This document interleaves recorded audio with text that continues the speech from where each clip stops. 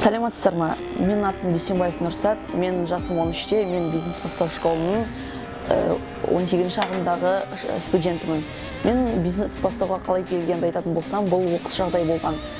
Негізі менің анамның құрбысы бар Құндыз дейтін, сол менің анама келіп, осы Атырауға Ахметбек Нұрсилатты атақты бизнесмен тегін мастер класс беруге келе жатыр. Соған сен болғанда жіберші деді. Сосын мен барғаннан кейін оның алдында негізі мамам айтқан, сен ешқандай бизнесмен шықпайды, сен өйтіп айта берме, сен үкіметке жұмыс жасайсың, біз сияқты дейтін. Сосын мен оған мамама күн сайын айтатын, мама мен повар боламын, сен өзің жаңа ресторанный бизнес ашамын дегенде, мама айтады, ой, қой, сен ешқашанда повар шықпай, сен вообще кухняға жақындай алмайтын адамсың деп айтады.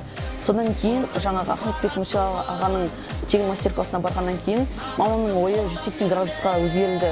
Сол кезде мама шыққаннан кейін мамамды өзім танымай қалдым да, айтады маған, давай екеуміз бизнеске көшейік осыдан кейін деп.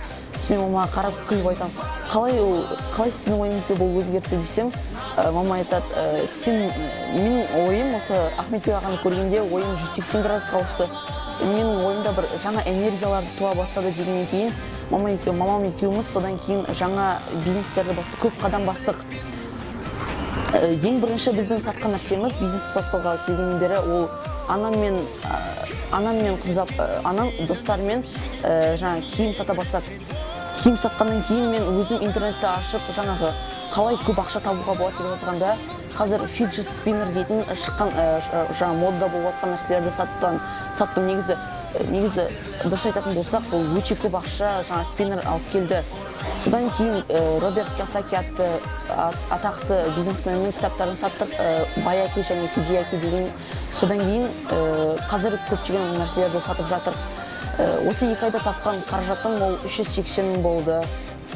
Және де бәріне осы Қазақстан халқына айтатын, осы Ахметбек ағаның бизнес тренингтеріне барып, өте қатты қадамдар алып, және де сіздің күшті бизнесмен болуыңызға тілектеспін.